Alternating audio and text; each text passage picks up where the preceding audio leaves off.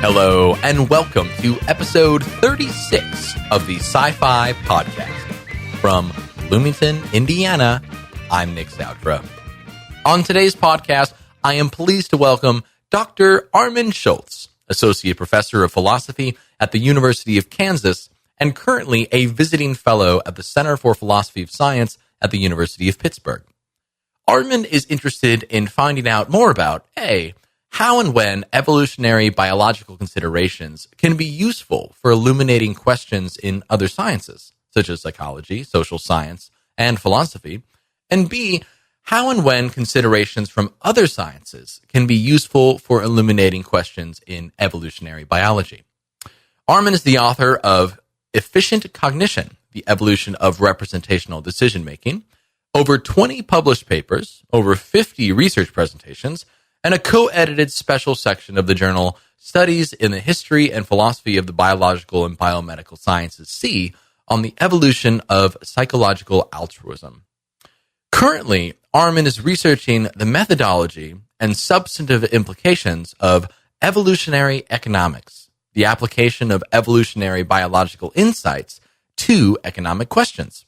To do this, he is developing an extended assessment of the plausibility of three representative examples of work in evolutionary economics. Number one, the appeal to what we know about A, non-human decision-making, and B, human evolutionary history to understand human economic decision-making.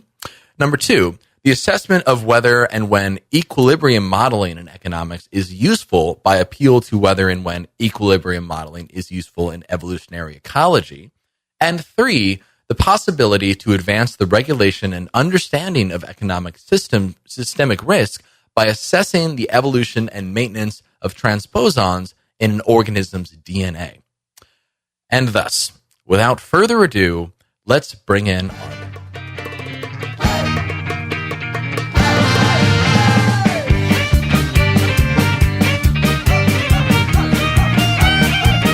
Dr. Armin Schulz, welcome to the Sci-Fi Podcast. How are you this morning? I'm good. Thank you. How are you? I'm doing well. So, are you enjoying your spring break or spring time off in, is it Chicago? Is it you're currently visiting? That's right. Yeah, I'm based in Chicago, and so yeah, it's really nice. It's cold, but it's nice to be with the family. You know. Oh yeah. And so you have a pretty interesting setup. You're currently a visiting research fellow at the University of Pittsburgh, Center for Philosophy of Science. You're currently you're a researcher.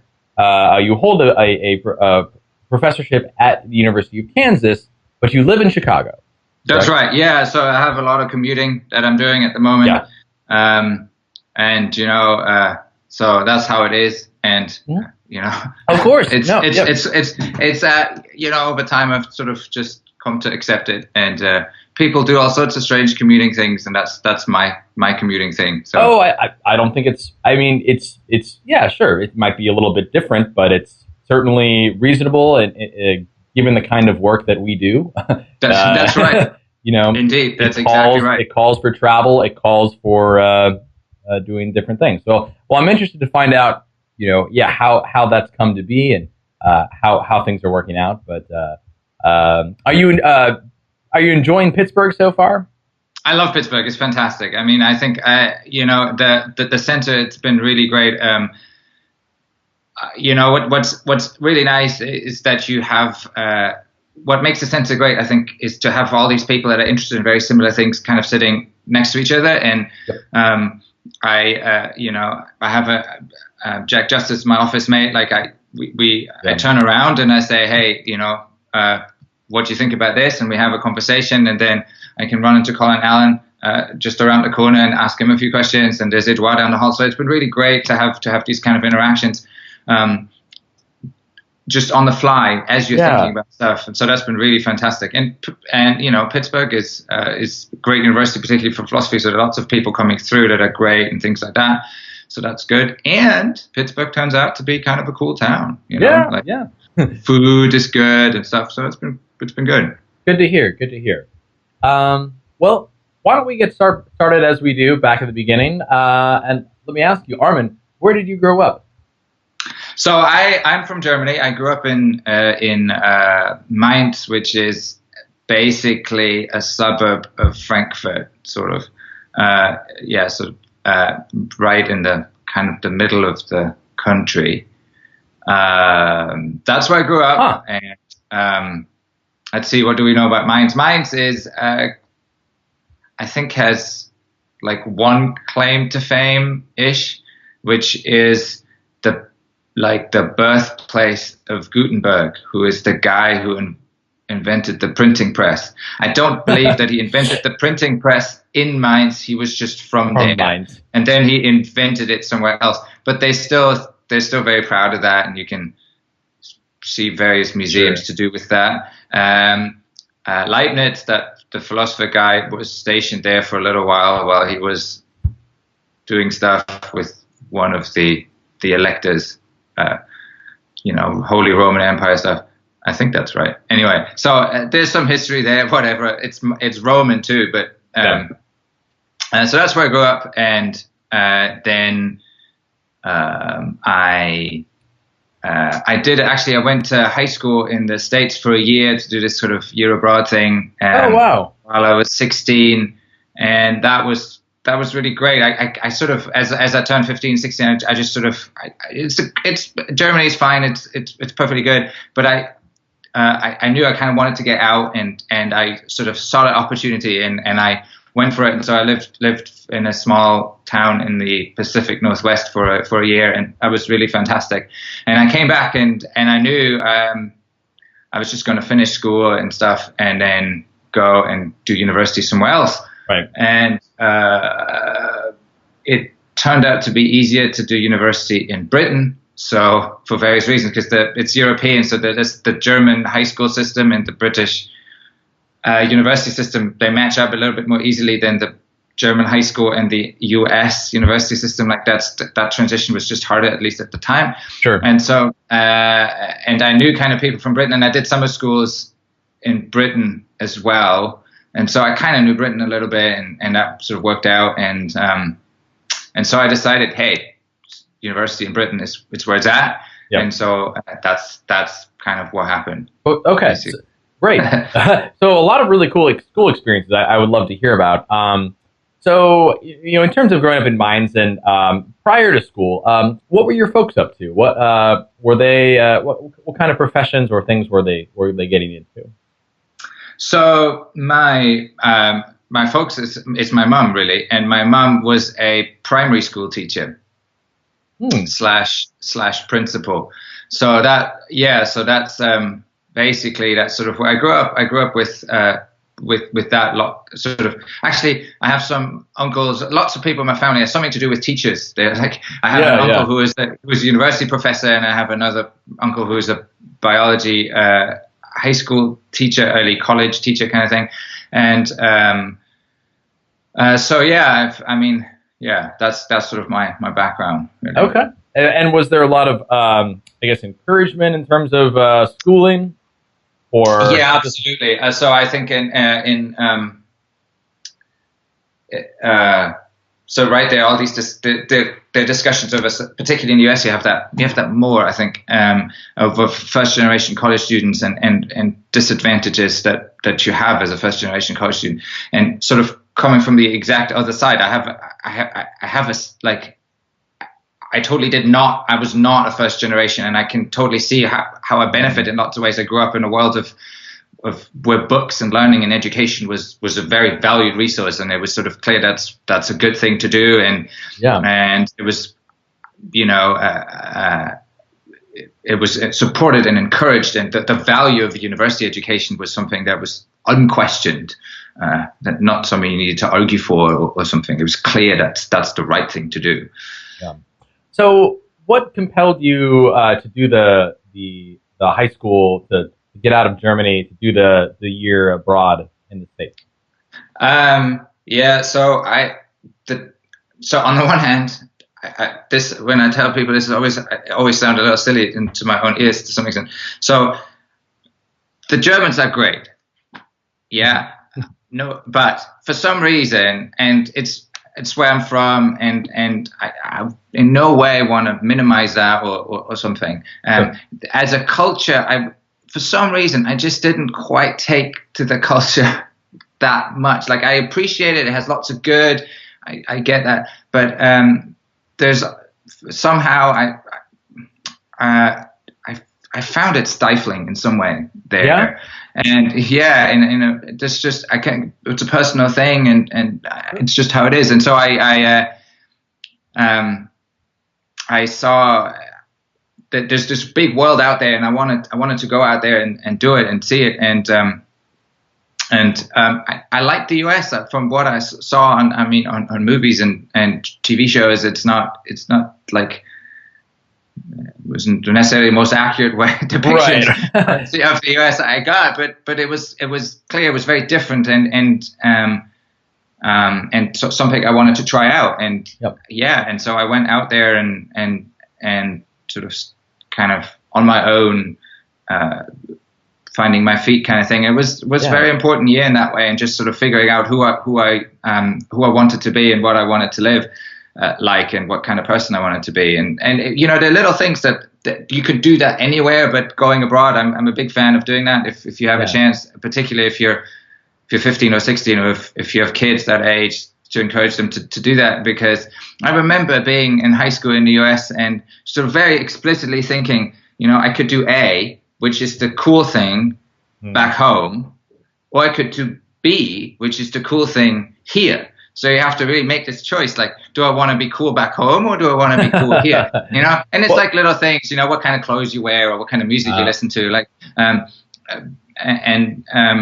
you kind of like, you like this band, you like this other band, but if you say you like this band more, then that's what the people at home think is the right thing to say, and then you have to really, all of a sudden, in a way that you don't when you just live in a certain place, you have to sort of say, what do I like? Like, which band do I like more? You can't. It's like, oh, and you have to actually think about stuff. And so that was really, really important in that way for me.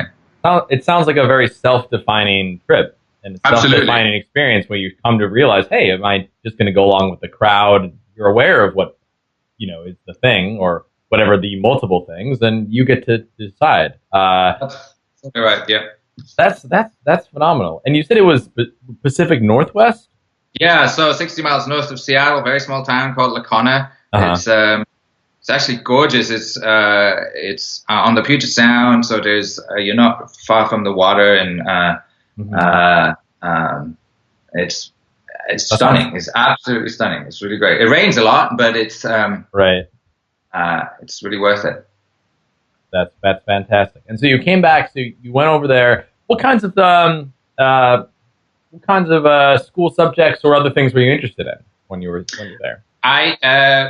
So I kind of, in some ways, defining for my future career, I liked it all, and I had I spread myself sort of across all the different subjects. So when in my high school, I don't know, that's not quite for all German high schools, and I think that's changed, so I'm not sure, but at the time, you had to pick 3 subjects to focus on. Like, you took more subjects, like for the last 2 years or 3 years, I don't remember, of high school, you had to like pick 3 subjects as your main subject, and then you did some other stuff, but you did the main subjects more, I think, or it was at a higher level or something. I'm not quite sure.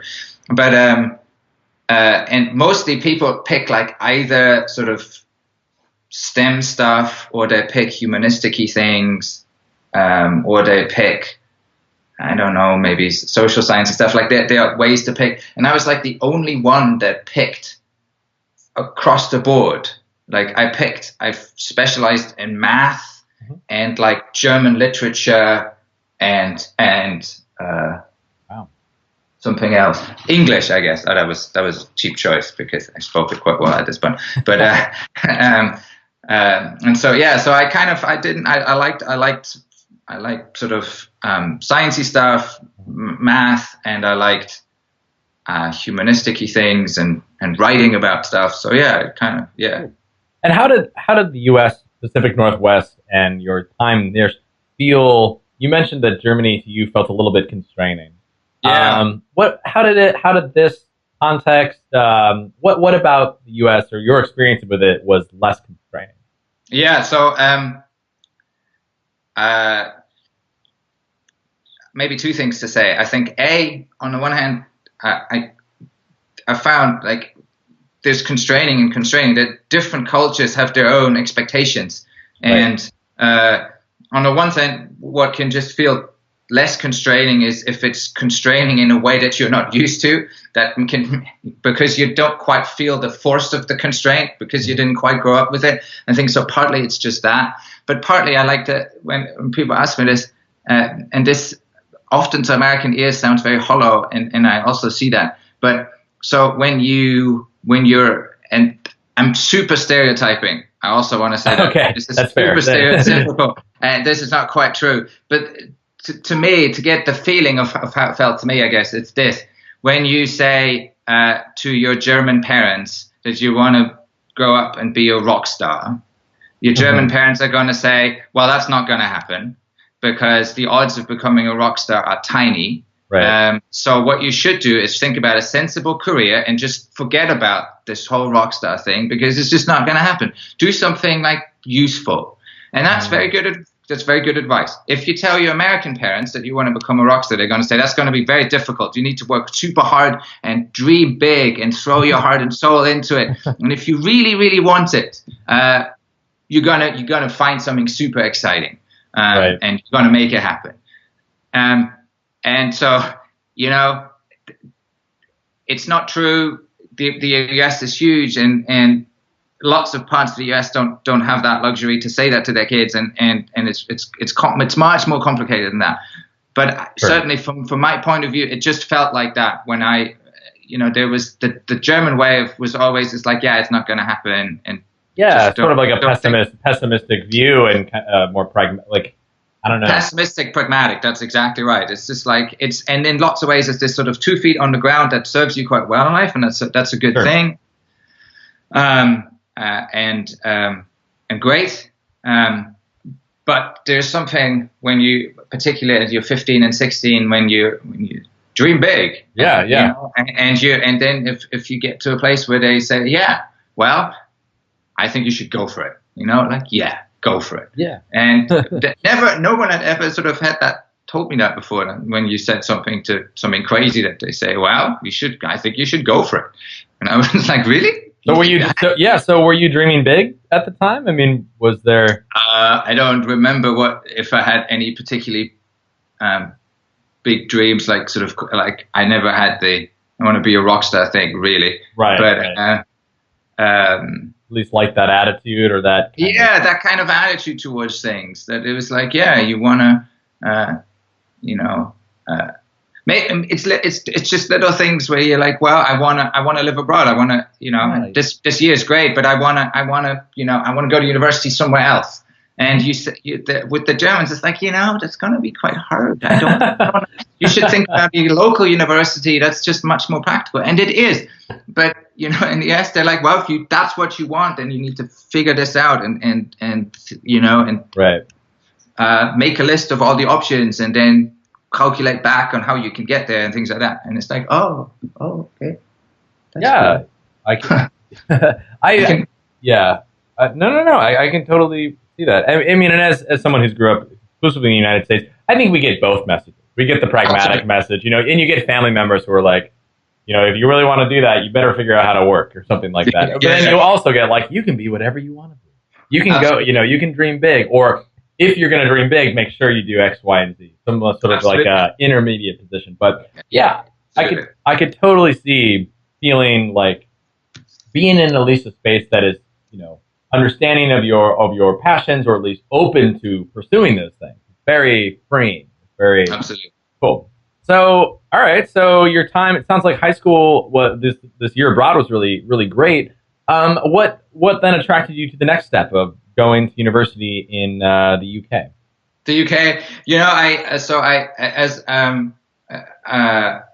I did these summer programs in Britain, before anyway. So I knew Britain, and I loved Britain as well. It was a little bit similar to the US, a little bit closer, still kind of European, but it still had that. It was different, and it was also sort of mind opening in lots of ways. So I liked it there. Then I actually met. I knew some people from Britain. I had this teacher, TA kind of person in high school who was from Britain, who was finishing his degree in Britain, and then sort of part of his degree was teaching in Germany. And so he was like a year older than me at this point, because he would, anyway.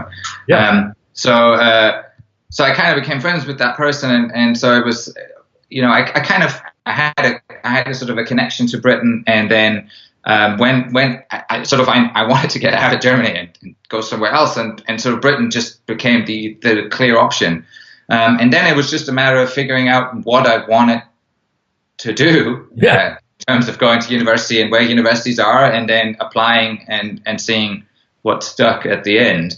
And so that's kind of how it kind of happened.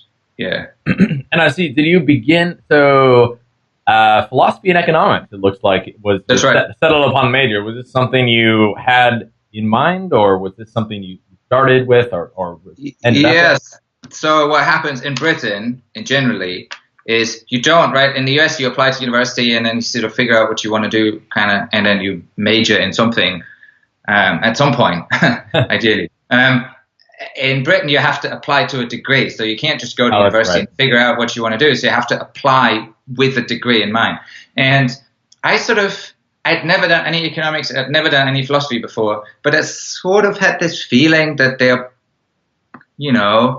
both sort of kind of general. They help you think about stuff. They give you tools that you can apply in lots of places. And I had this thought that philosophy is sort of a general way of thinking that's sort of rigorous thinking about stuff, and it's a bit more abstract. And then economics is also kind of rigorous thinking, but a bit more applied.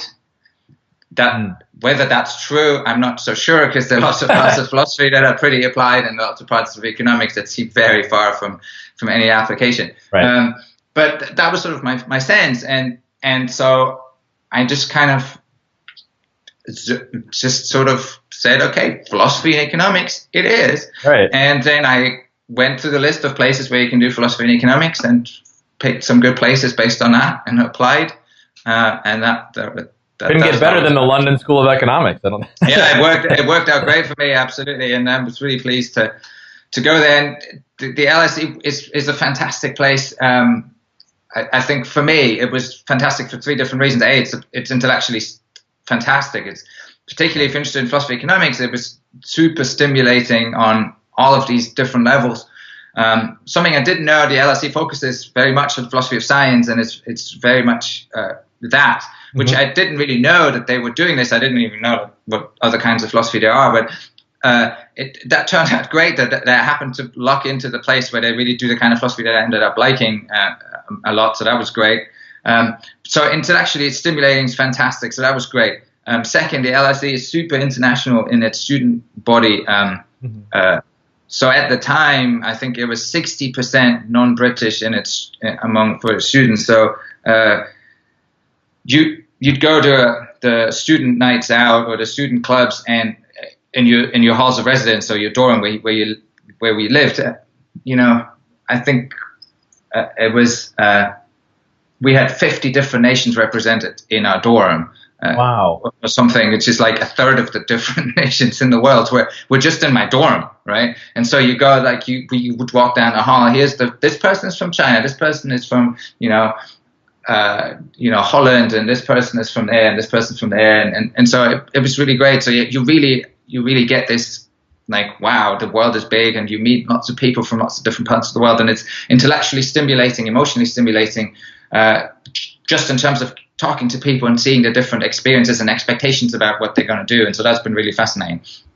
And it's also, I think it pulls you along, because if the joke is, right, the typical LSE student is someone who, the dad's from Thailand and the mum's from Holland, and they went to a school in Switzerland, they did the international baccalaureate. They speak 4 different languages fluently, and they, so that's just sort of your typical LSE student. And if that's the person you hang around with, you're sort of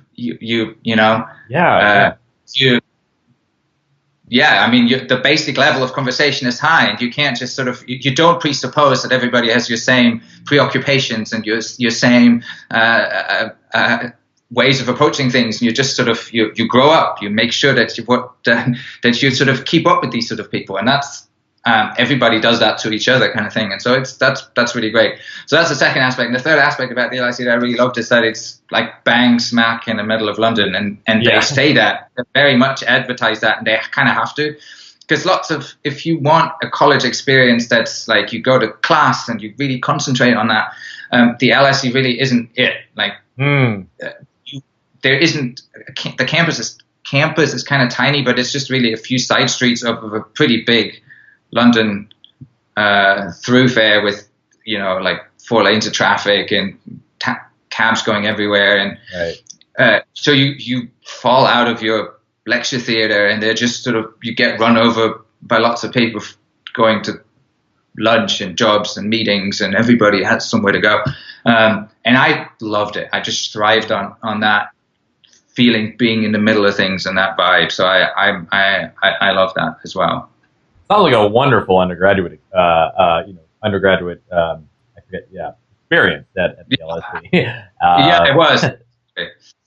So you mentioned being interested in philosophy and economics, and then I see that one of your next steps was to do an MPhil in philosophy. Is that right? Yeah. It's basically, I kind of stuck around the LSE, kind of doing the same sort of thing. So I did the MPhil is like a research master's, and I basically just sort of did the same thing. I took more classes in economics, but the official degree was in philosophy, so I did more stuff in philosophy, more stuff in economics, and then wrote a sort of a thesis on decision theory stuff, so it was.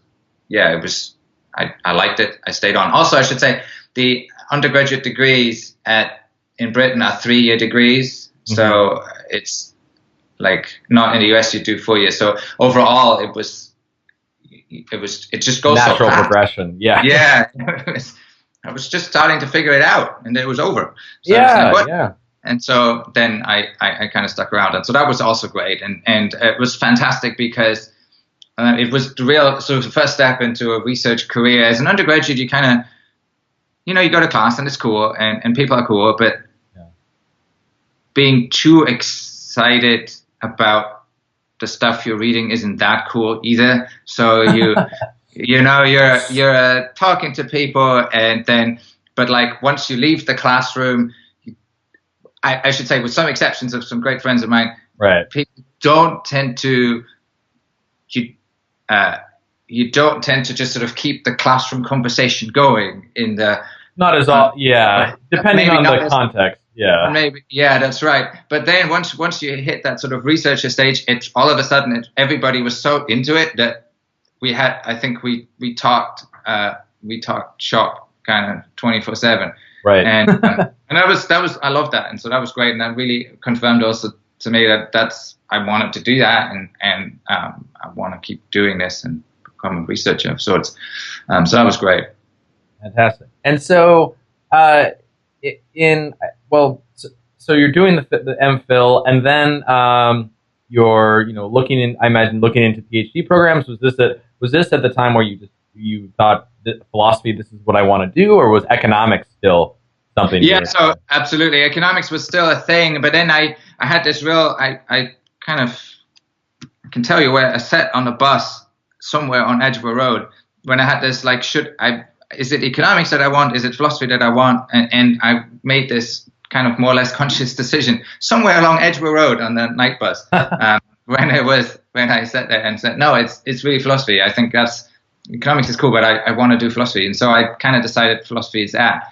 And then what happened was I'd liked philosophy economics, but as I was reading more about it, I had various questions, and I was thinking about economic methodology and sort of modeling decision making, I just felt kind of dissatisfied with lots of the stuff that I read, and through trying to find out more and reading more, I got sucked into this literature on sort of modeling and decision making in the biological sciences.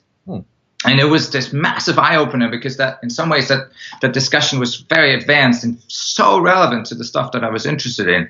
And I had taken a class in philosophy of biology before, so I dug out all of my old books and going through the references and trying to read more, and I got just so interested in it and try to read as much as I could. And it turns out that my hunch that philosophy and economics are these widely applicable subjects kind of turned out to be true, because, for example, lots of the formal stuff that I did as part of my economics degree, constraint maximization analysis, or some of the statistics, lots of the same, it's like the same stuff you do in evolutionary biology and population genetics. So I could read a lot of the stuff surprisingly well. So I was like, oh, this is quite good. So I got interested more and more, and that turned out to be quite cool. And then Elliot Sober, who's a philosopher of biology at Madison, was at the time also like a visiting professor at the LSE, so he was there giving talks, and so I was like, oh, I'm interested in this stuff, and so on, and would Madison be a good fit? And he said, yeah, I think Madison would be a great fit. And so that's like perfect. And I ended up going to Madison, and they working with Elliot a lot, and Dan Hausman, who's a philosopher of economics there, and so it just worked. It was like it kind of just worked out really beautifully for me, and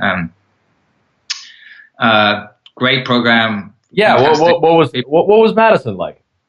So Madison was great. I loved it. I mean, I loved the program. I met the faculty were fantastic and super. It's very welcoming and warming and very supportive. And Elliot is great to work with. Dan is great to work with.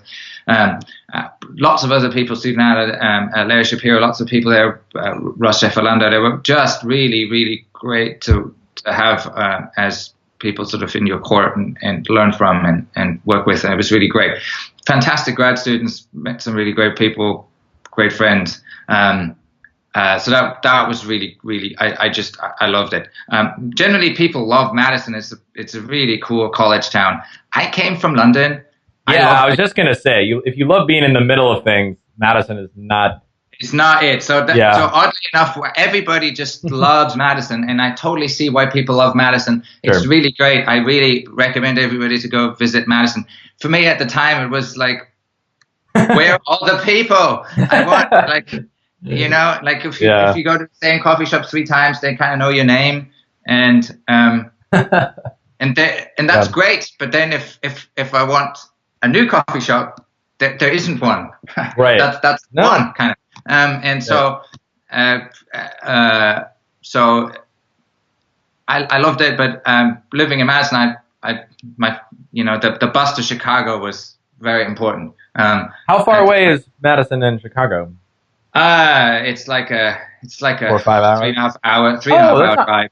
So it's really bad. not that bad. And so that was good. But the important thing is the program was fantastic, and they were also really good to me. Great sort of support package that I had. So that worked out. And I should also say I was in Madison, the program, but at the time we were sort of private family reasons. But basically, my wife hadn't finished law school at this point, and she started a job in Manhattan as a sort of big law kind of lawyer. And so we lived in Brooklyn really, and I. Oh wow! So was this toward the end of during? Absolutely, yeah. So the last years I was kind of based in Brooklyn, and so I got my city feel that way anyway, and it worked out great for me also because I ended up visiting Rutgers in Brunswick, and worked with Steve Stitch as sort of an honorary supervisor and became his research associate for a while and things. So that turned out to be great. This way I got someone else to learn from and work with who turned out to be really cool and fantastic and super nice. And so and met lots of other great grad students there, and so that was great. Yeah, was the visiting experience? I mean, was that valuable? Do you think to your graduate training? Absolutely, it was super valuable. I learned a lot from being at Rutgers and talking to those people and getting a different set of people interested in slightly different things. At Madison, lots of people really interested in Phil Bio stuff. That's sort of a big topic. Yep. There, with Elliot being there, lots of people go and do that there. So that's cool. At Rutgers, you had less of the sort of focus on the Phil Bio stuff. You had people focusing on other things, and that was really sort of eye-opening. What other people are working on, that was really great. And I found it super welcoming. I mean, particularly on the grad student side, the grad students there were very like open, and I felt very included in things, and so that was really great. That's fantastic. And why don't you can you say a little bit about your main thesis project that you came out with or maybe one of your favorite projects that you did while at Madison, at Rutgers? So my project in Madison, my overall dissertation was about. So maybe here, this might be helpful. So when I was doing my research master's at the LSE, I wrote this thesis on decision theory, and I was trying to sort of figure out that people justify different ways of modeling decision making, and they provide all of these different arguments. And there was this discussion, and I felt that some of the discussion, or I thought that some of the discussion surrounding these different decision theories tried to appeal to questions of logical consistency, like you should make decisions this way because otherwise you'll be irrational in some form, or you'll be having inconsistent beliefs, that kind of thing. But then there were other arguments that were very much based on sort of pragmatic considerations, like if you don't make decisions in this way, you're losing money a lot, or this will be, it's not, it's problematic in this other way. And I tried to clarify these different aspects, and I got really interested in this pragmatic component, tried to think more about what that pragmatic component meant. That's kind of when all of a sudden this appeal to evolutionary biology, when the pragmatics jump at you in a very different way, when it's like, oh, maybe decision making, the pragmatics has a lot to do with interacting successfully with the environment in a biological sense. So my thesis in the end, my PhD, was just about that, how you can sort of think about representational belief desire-like decision-making from an evolutionary biological point of view. And so that was I wrote that thesis, and then that thesis then developed, and I spun off papers and stuff like that. And my recent book is just a continuation of all of that. Oh, fantastic. Yeah, so I imagine we'll get to discussing the book. So what are some implications of thinking about these things from an evolutionary point of view? So yeah, there's several different implications, and so I should say this is what I'm saying now is sort of more based on my recent work on this. This is while I was working my PhD, I don't think I had this nearly as well figured out as I do now. So some applications. On the one hand, I think one application has to do with motivations to help others. So there's discussion over whether humans, for example, are altruistically inclined when we want to help people. Is that because we actually care about them, or is it that ultimately we reason from our own self-interest and say, it'd be good for me to help them in the long run, they pay me back, that kind of thing. And there's discussion in the psychological literature and the philosophical literature over which of these is true, or which of these is true when. And actually, I think thinking about the conditions under which different ways of helping behavior are adaptive can help you figure out how to answer these questions. So depending on what kind of organism you are, depending on what kind of circumstances you're in, it may be beneficial for you to say, I'm going to start by reasoning what's good for me. And then sometimes that'll lead to helping behavior, sometimes it won't. But there'll be other circumstances where it's beneficial, biologically beneficial for you to basically start by saying, I want to help you because I'm really concerned about you. It's in my interest to have a genuine concern for your well-being. So an obvious set of circumstances for this would be, for some organisms like mammals, helping offspring. So if there's good reason that you're just driven by concern for the well-being of your kids. It saves you, for example, it streamlines your decision-making process. If you start by saying, I need to help my kids. If you had to derive helping your kids, whether that's the right thing to do from first principles, every time they need help, it takes a lot of concentration and attention and effort. Right. That stuff, that's the kind of resources that you need in order to actually figure out what kind of help they need, how you should help them. So that's sort of one application, I think, of that sort of discussion. Cool. And so, as you're working on this, you're, I imagine, applying for positions. How was the job search for you? So, yeah, in one way, it's kind of surreal. So I, actually, two ways, quite surreal. So I'm sort of done. I'm applying for jobs. Actually, sorry. It was kind of surreal in three ways. So so I'm kind of tired. I'm applying for jobs, and I forgot. So I got my thing in 2010, I think. So the economy tanks in 27, 28. Right. 2009, the job market is like slashed in half of the number of jobs they had the year before. I think when I applied for jobs, the entire University of California system had a hiring freeze because the system was tanking. So it's kind of a weird place to be on the market. And in lots of ways, it sounds odd because if you look at the job market now, it's not like it's recovered super well. It's still, there are not that many jobs. But at the time, it was all like, what was happening? Whoa.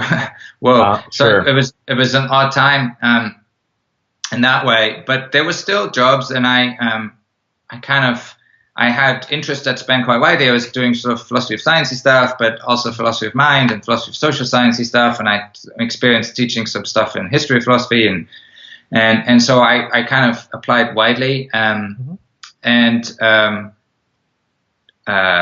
that was cool.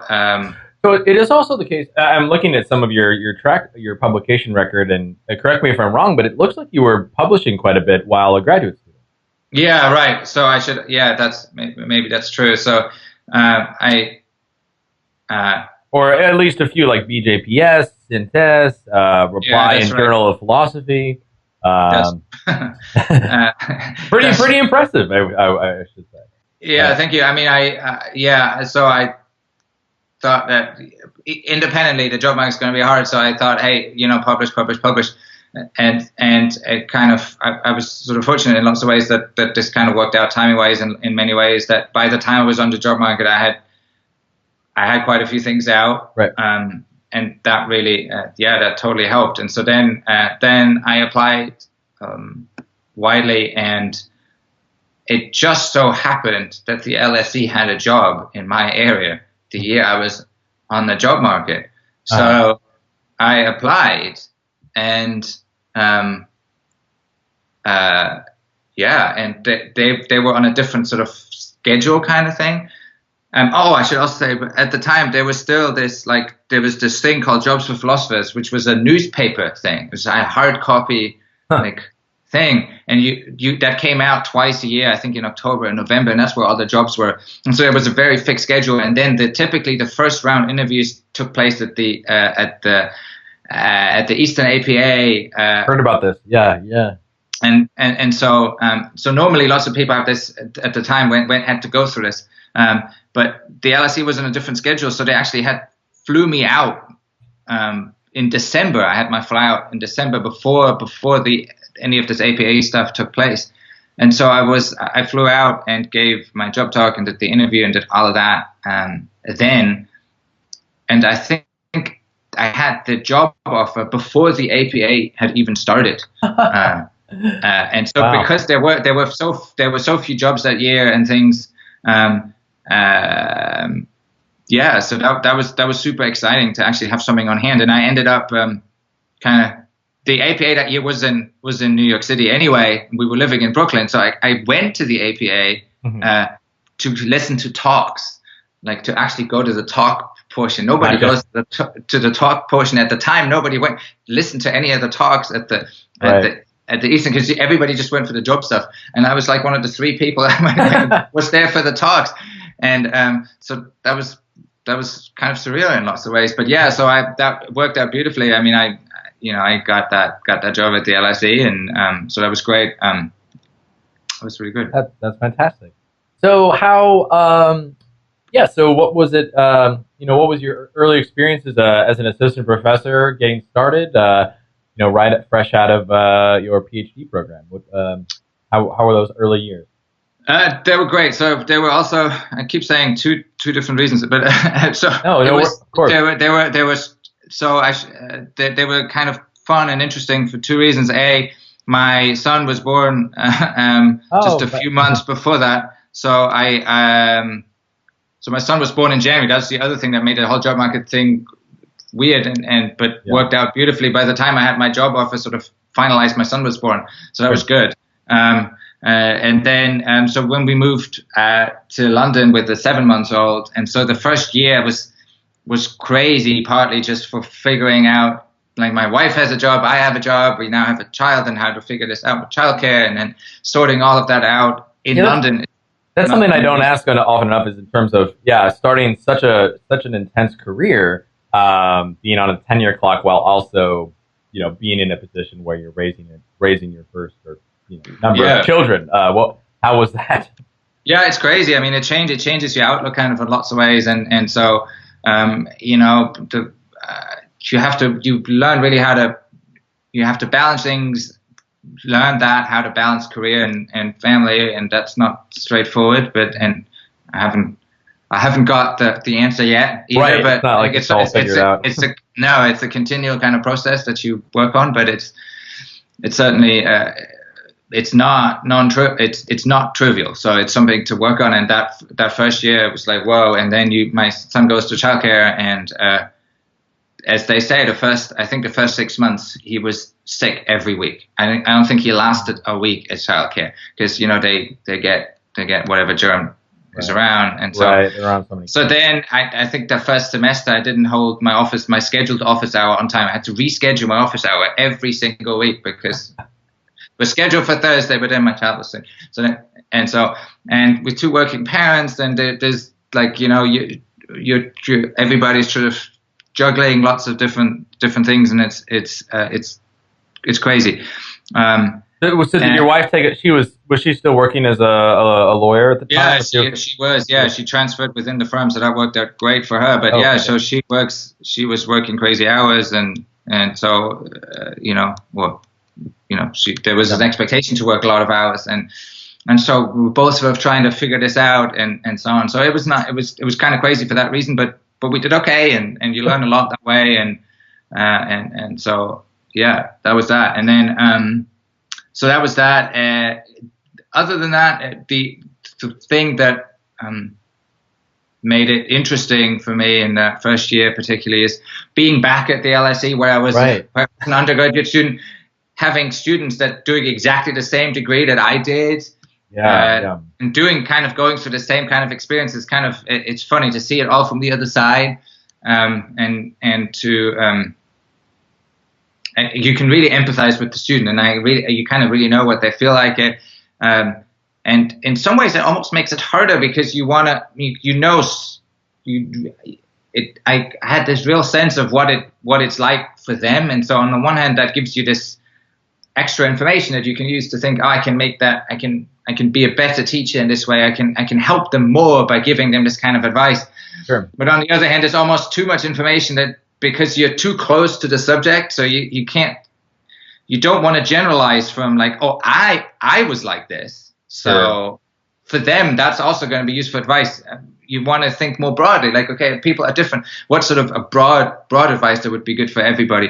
Yeah. And because you're too it's too easy kind of to go, oh, I know what it's like. I've done it. So that's the right answer. And it's not always like this. So there was this real like tug of war going on inside me to try to distance myself and saying, no, I'm in a, I can't generalize from my own experiences too much. On the other side, wanting to say, no, I've got this extra information. I should use it somehow. But that was that. But other than that, I think it was, first few years as an assistant professor, it's cool. I mean, there's a lot happening. All of a sudden, you're sitting on all of these committees and having all of this administrative work to do. You're trying to figure out your teaching. There's you try to publish stuff, and as you're just standing on your own in a way. That's can be like it's exciting, but also it takes some getting used to. Sure. So when you're a grad student, you write something, you have someone to send it to say, hey, read that. Is that good? And they say, yeah, it's good. Here's what you should work on. When all of a sudden you're on your own now, you don't have a supervisor anymore. You can't just send stuff to people anymore. You have to kind of figure stuff out on your own while figuring out your teaching, while figuring out your service stuff, while juggling your family, while figuring out transport, while doing all these other things. And so that's it takes some getting used to. Yeah. No doubt. It's also super exciting to just they're so stimulating. Step out on your own and like make your own way in the world. It's quite cool. Well, you sound like someone, who's very interested in, being stimulated and challenged in many ways. And it seems like this kind of position is something that, the tenure track position is something that is exactly that. Absolutely. And one other thing that's nice about the LSE or places like this is, it's having great students that really just sort of push you along. And if you teach people that are motivated and they want to learn. Did you have any makes you want to be a better teacher and learn more yourself? And yeah. Were you I know? Did you take on any students at the time? Either any undergrad or graduate level students? Oh yeah. So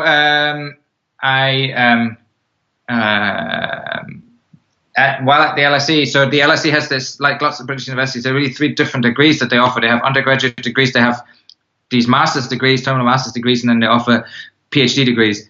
And it's common at the LSE that every beginning undergraduate student gets assigned a sort of a faculty mentor that they stay with for the entire undergraduate career. And so I had 20 mentees that started out as that I met on their first day at the university, and sort of you talk to them through what courses to pick and sort of expectations about what it's like, and then they kind of stick with you for the next 3 years, and you're their first point of call for when they need references for applying for various things, because you have all of their records and you can summarize what various class teachers say and stuff like that. And so, and that was quite cool, because these are some of these people I got to know quite well and sort of still in touch with. And, many years later, they might still need a letter of reference for me because now they're gone to work somewhere and they want to apply somewhere else. And then I dig out the old stuff and look at this. And so it's quite nice to have that and sort of and see what some of these people have become later. It's quite cool. And then there's some master students quite a few master students over the years that they're there for a year, and you teach them, but on the faculty side, but you might also supervise some of their theses that they have to write at the end. And so I did some of that, and that was cool. Actually, there's a student who is now kind of in the later years at the program in Pittsburgh that was a master student at the LSE, and I wrote a letter for it, and it's kind of just sort of fun to reconnect with people that way. And I was involved also teaching people in the PhD program, but I didn't really I was kind of too young, too new to really have a student per se that I was the main supervisor for on the PhD level. That's all right. Oh, that's great. That's really good to hear. I've spoken with a lot of folks who have really just enjoyed the advising process and how much that's helped them in teaching one-on-one with students. Has helped their own, one, quality of life, just really enjoyed that, but also has helped them think and question their own reasons too. Absolutely, yeah, totally. I mean, I completely agree. So, as doing some work for a little bit at the LSE, now you're at the University of Kansas. So how did this come about? Oh yeah, so what came about? I mean, once again, it's balancing family and work. And so my daughter was born in London, and she was quite young, and because the family situation is such that effectively all of the extended families in the States, so we flew to the States all the time, and it was kind of exhausting with one young kid, and then now with the second child, it was getting pretty exhausting. And so I think we sort of felt like it'd be good to have a base in the US, and so then we sort of threw out sort of feelers to go back to the US, and then I got a job offer at the University of Kansas, and my wife got a job offer in Kansas City.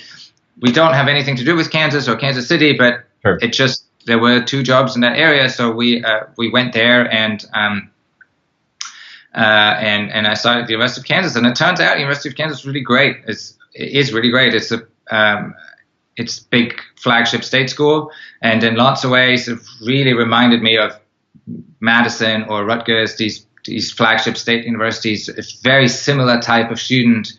You get like really smart, driven kids that they go to their local state school where they can get a fantastic education for a lot cheaper than you would by going private. Right. And so it's the same kind of student. I really enjoyed also. The LSE is really great in lots of ways, but it's very specialized. They really do social science stuff.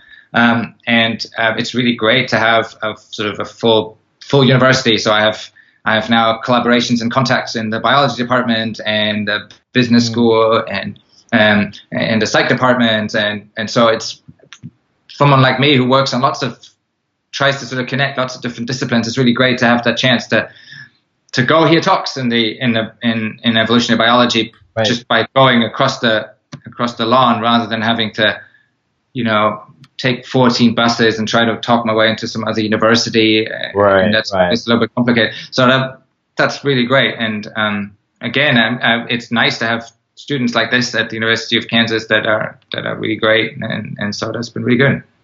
And great colleagues, I should also say. Yeah.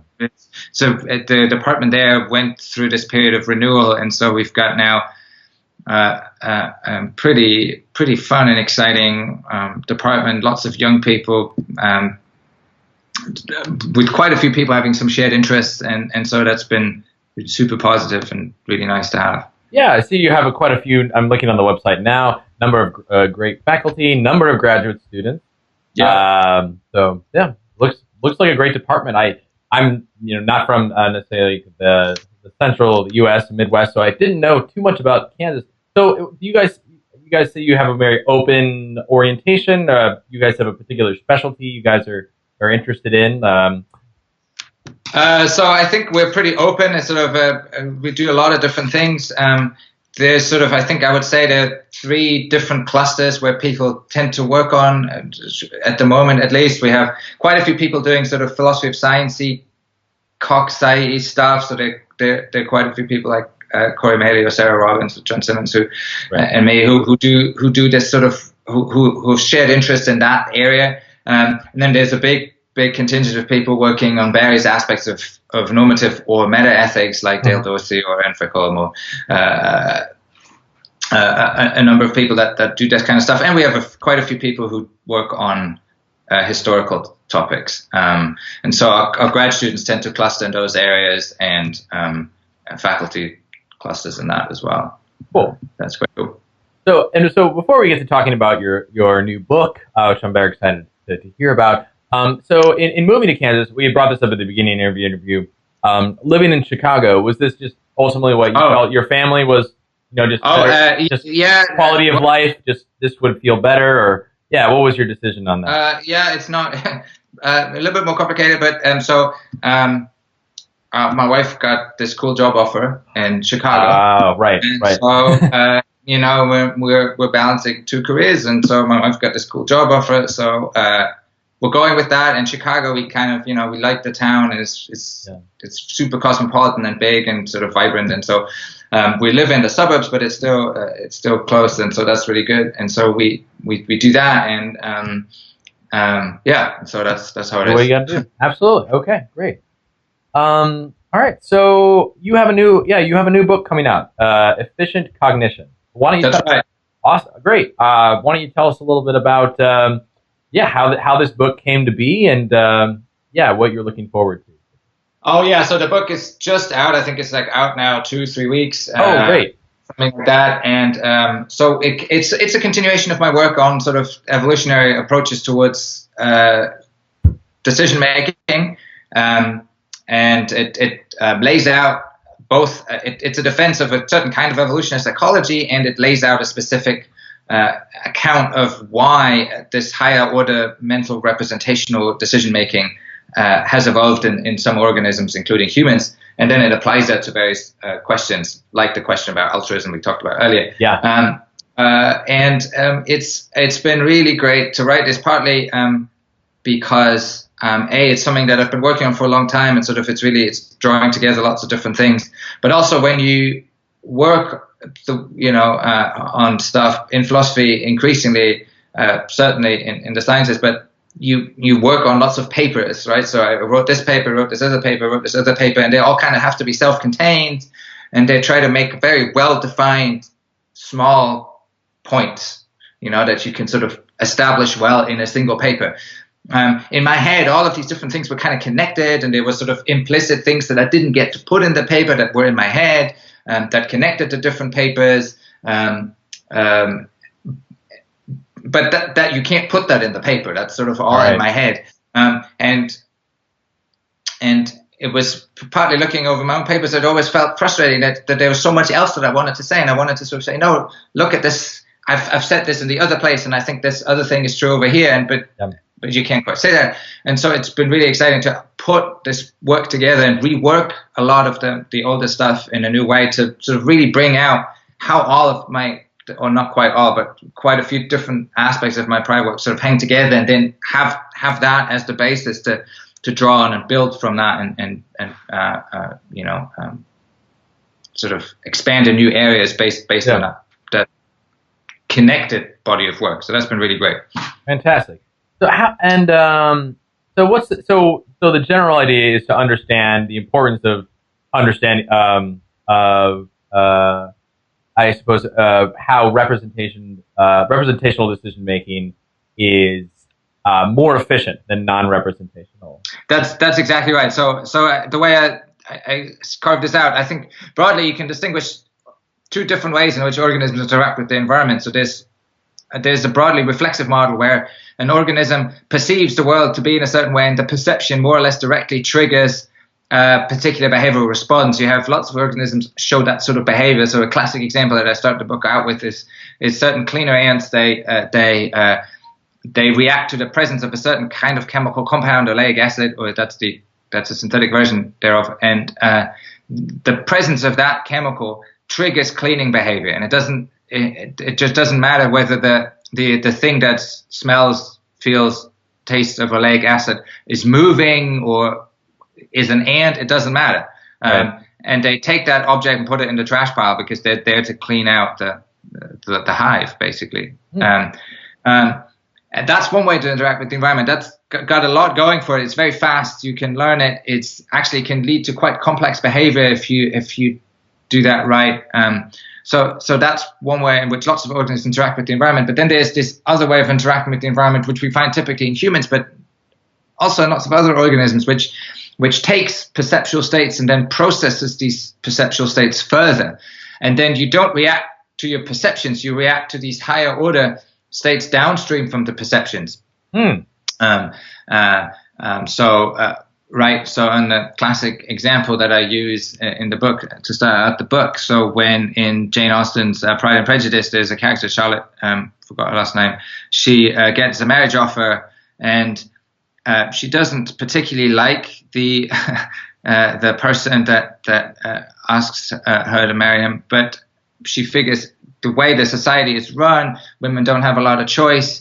The way her financial situation is situated, what she can tell about the character of this guy, he seems annoying, but probably harmless, and he might have enough financial security to provide for her food in the house and things.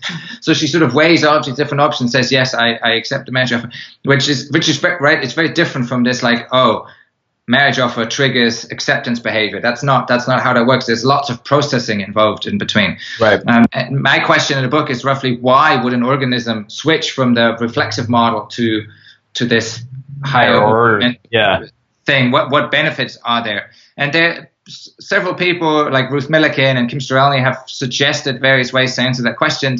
And I think there's lots of good insights in these prior answers, but also not still lots of sort of open unanswered questions in these accounts. And so I was trying to take what's good about the existing work and build on it and make them better in lots of ways. And so one of the things that I want to emphasize is that there is a sense in which this higher order stuff is less efficient than the reflexive stuff, because it is slower and it takes more concentration, attention, takes more cognitive processing.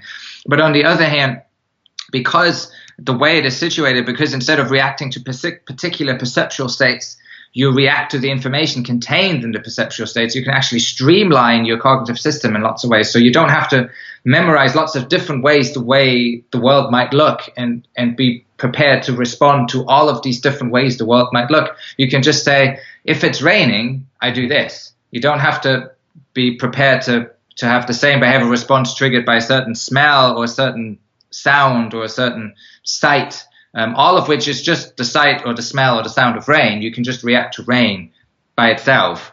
And that can streamline your cognitive system in important ways. And that's beneficial because A, a streamlined cognitive system is itself, I think, adaptive. And B, as the environment changes, that can make it easier to adapt to change to the new environment. And so there's this element that actually, while somewhat counterintuitive, lots of people think, oh, higher order mental representation, that's a less efficient way of interacting with the environment. Actually, at the end of the day, there are circumstances in which it's the more efficient way of interacting with the environment. And so that's the main sort of take-home message of the book. And is calling something more or less efficient, is that something you measure, or is essentially something you're arguing for based on what exactly? So it's there's no straightforward measure to my understanding. So I the two components of the measure that I use, as it were, is on the one hand, there's work on concentration, attention, sometimes called executive function, and how much that takes, and that's there's some way to make that more precise, and people have studied this, and there's some good reason to think that this higher order stuff is more costly in these regards.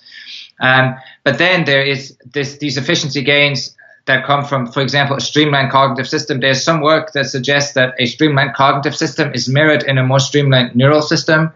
There's some fun stuff on the one hand that as people, there's some reason to think that your conceptual space, your conceptual maps of places is actually mirrored in a neural map of places, as well as work on sort of neuronal selection. So, for example, there are periods as organisms get more efficient in dealing with the environment. So, for example, humans, what happens during adolescence and puberty, for example, and younger kids often is that you cull neurons. You have all of these neural connections. You have that, and then you try to figure out, you get rid of neurons that you don't need, and that makes you more efficient. So I think there's good reason to think that a more streamlined cognitive system is actually a more streamlined neural system as well. And that matters because neural systems are really costly systems. And so if you can streamline your neural system, that's a good thing. And then there's sort of logical reasons, I think, theoretical reasons I should put it, for thinking that a streamlined cognitive system can enable you to adapt to a new environment better. So the idea is very simple. If you have 15 different perceptions that you have to manage, and in terms of behavioral responses, and as the world changes, each of these perceptions might call for a different behavioral response. But if you can just draw out the information contained in the perceptual states, you just need to effectively change how you react to that one informational state rather than changing all the perceptions. So there are ways to make that clearer with graphs and models, and that's what I try to do in the book. So the short answer is there's not like a straightforward, I can't give you a number. Sure. Like, unfortunately, but I think quantified amount of efficient, but no. There's reasons to why I think there is cognitive efficiency. So yeah, that's right. Well, I see. So the cover of the book has this nice illustration of a maze, and essentially I imagine like an agent of some kind, essentially just avoiding the maze entirely. That's exactly right. That's the model. That's why I like the picture. It's just saying, here's a way to solve the maze. Just don't go in it, And it's the same. It's like, here's a way to sometimes, make it efficient to deal with the world. Just don't react to this stuff in a reflexive way. Just do it the other way. It's counterintuitive. It's kind of the longer way around, right? But sometimes the longer way around is better. That's fascinating. So you also addressed that you want to answer a couple other questions. One being that how the nature represents, like how the extendedness of decision making. Yeah. So that's right. So there's discussion on whether cognition relies on in different ways of spelling right. out. However, we relies on the environment in different ways, and there's a strand of that work that suggests that somehow representational ways of interacting with the environment are inherently opposed to ways of interacting with the environment that are extended, that rely on the environment. That is, they try to eliminate accounts of representations in many of these. Exactly right. The idea is that why would you rely on a representation of the environment when you can react to the environment directly? And there's a lot of, and in lots of ways, I think much of my rest of my book is sort of agreeing with half of that. I just think there's another half of this that is not being accounted for. And so what I try to say is, you can actually say sometimes representation interacting with the environment depends on using resources of the environment. So you could, for example, in order to make a decision, sometimes a representational decision, you have to compute behavioral responses, and that can be complex, right? But if you could rely on the environment doing some of the computations for you, then you can representationally react to the environment but you can save lots of cognitive resources because you don't have to do the computations yourself. And I think there's some examples of where you can do that. And I think one classic example is in the case of humans we can write things down, right? So that frees up memory for lots of other tasks, because if you're an organism, if you can't write it down, so one of the main benefits of writing in language is that I can verbalize it, and then I write it down, and then I can do other things, and then I have this sort of medium step in my computation right there. I don't have to store that. I can just pick it, or I store it externally, as it were. Right. So that's one example. Another thing is that I can rely on other organisms, so we can do a division of labor. You do one thing, I do the other thing, and I just ask you what you came up with, and you ask me what I came up with, and we share notes. So that's quite useful in these ways. So we can sort of half our cognitive labor in this way. That's the sort of applications that I look at the book. Cool. So how would someone who's very much in the embodied, like 3E, 4E cognition interpret your claims regarding? I don't know. This has just come out, so we haven't seen any book review. Probably not too many book reviews. No, absolutely not. So I think so. I mean, my one sense I have is it's hard to say, but sometimes people will acknowledge that yes, you can have this sort of extendedness of cognition stuff and representationalist stuff, but that's sort of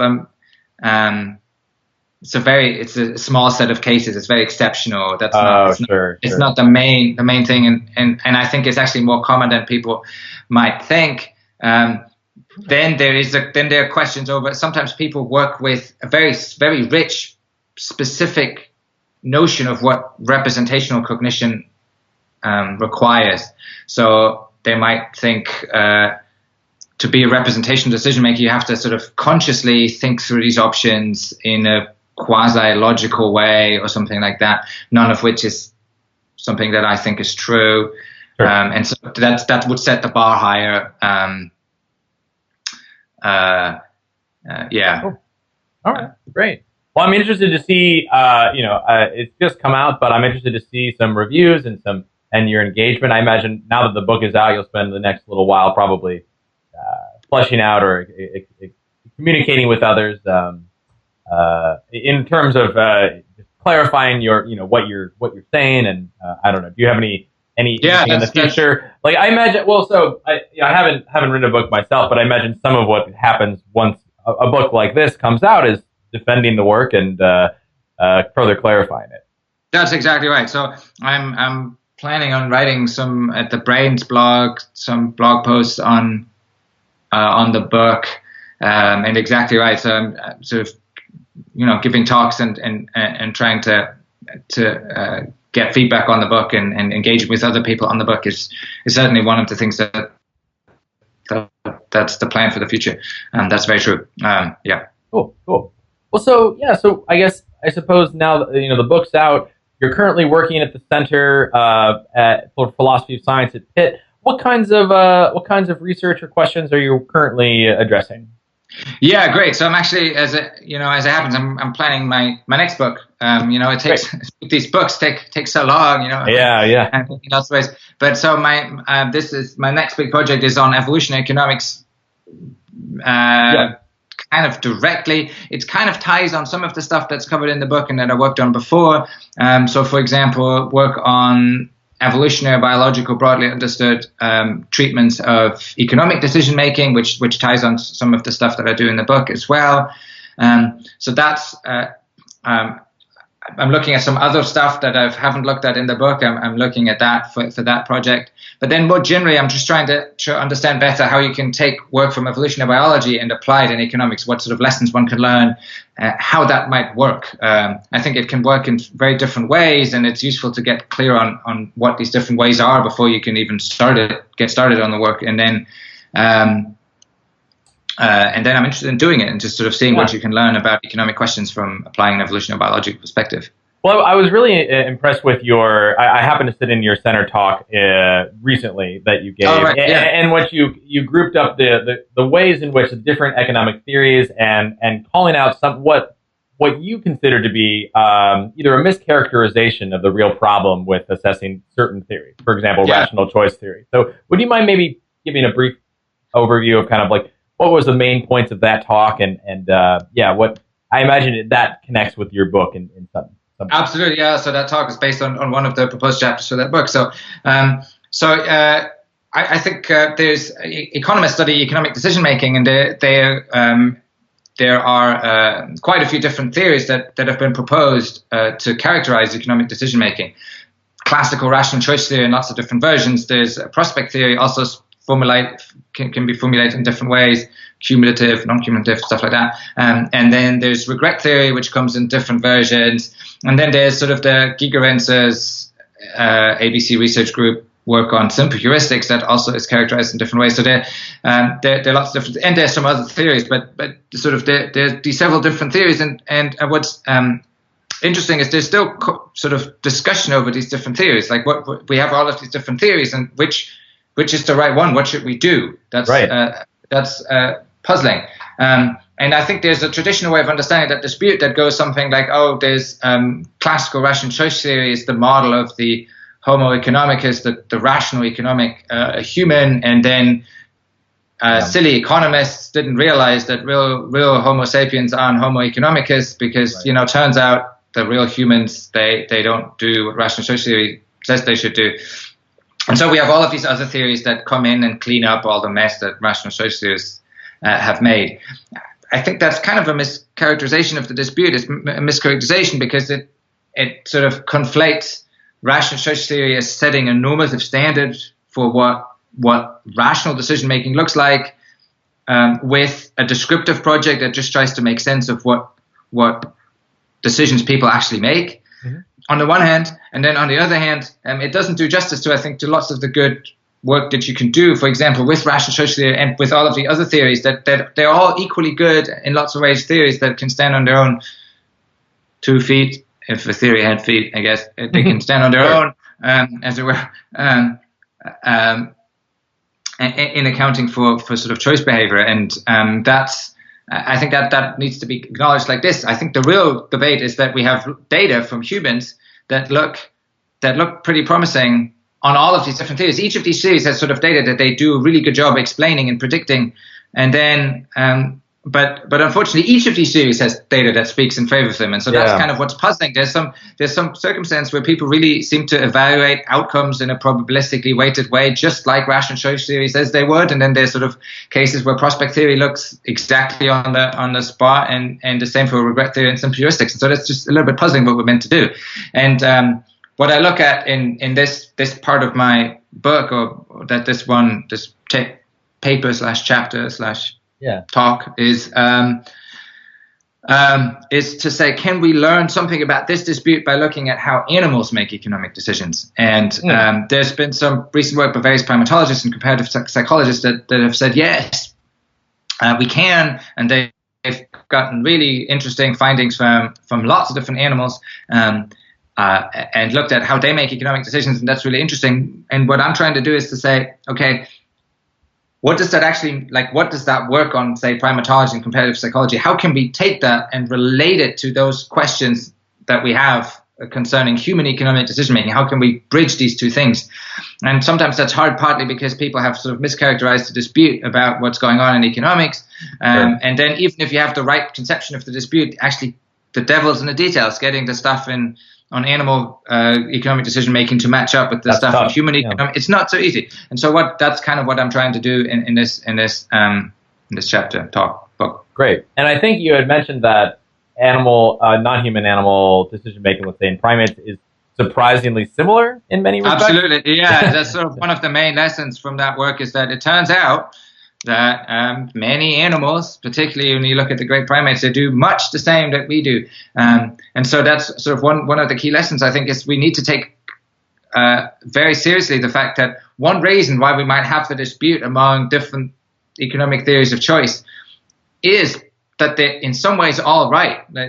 We shouldn't think that, rationality is the right way to think about it. It might be that one reason why all of these different theories are still around is that they all get at something important about economic decision making. And one way to see that is that it's not just humans that make decisions in these strangely different ways. It's the same is true for lots of animals. All of these animals seem to make decisions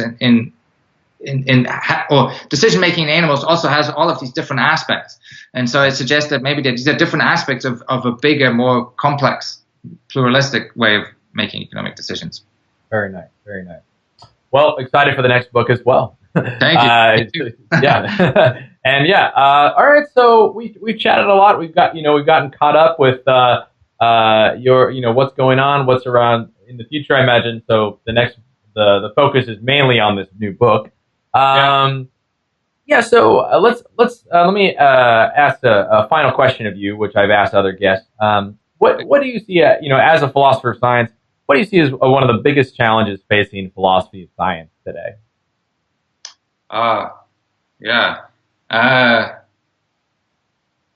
That's a tough question. I think the biggest, can I say the two biggest? Absolutely. The conjoint biggest challenge. So on the one hand, I think philosophy of science, like many parts of philosophy, in fact, like many industries and professions, undoubtedly, I think a major challenge here is making the discipline more inclusive and making sure that people from lots of different backgrounds can thrive in the discipline. And how to achieve that in the best way as quickly as possible, that's a challenge, and that's something that hopefully is gonna get better. That's certainly, I think that's just as true in philosophy of science as it is in other areas. Right. And so that's I think number one challenge. Do you think is that something in terms of, like by various backgrounds? I mean, people come from philosophy, they come from economics, they come from the particular sciences. Is addressing this more of a question for those who don't necessarily come from philosophy, or is it for? I think it's no. I mean, I think it's a question for everybody, and it's a general question. I mean, so on the one hand, so we have we have a leaky pipeline, right? So you start out with just if we're looking at female and male undergraduates in philosophy, you're about 50-50, and then the higher you go, we're losing. You're losing sort of one half of that pipeline. It becomes ever more male dominated, and like how to fix that, and that's a problem in economics, and that's been in the news recently, and it's a problem in many other professions as well, and it's a problem in philosophy and in philosophy of science, and so that I think somehow we fix that, and it's not just males and females, it's also many other I see many other humans. So that's challenge number one. I think the second challenge is that philosophers of science can sometimes sit between chairs that you that scientists say, oh, that's very philosophical, very interesting, but you can't, for example, you don't quite slot into an easy funding call for a grant application for the sciences. You're kind of not quite doing the science. On the other hand, lots of work in philosophy of science isn't super humanistic either, so lots of the sort of work in the humanities also doesn't sort of fit quite easily, and sort of the way people in the humanities would think about these questions is very different. The way they structure proposals, everything is quite different.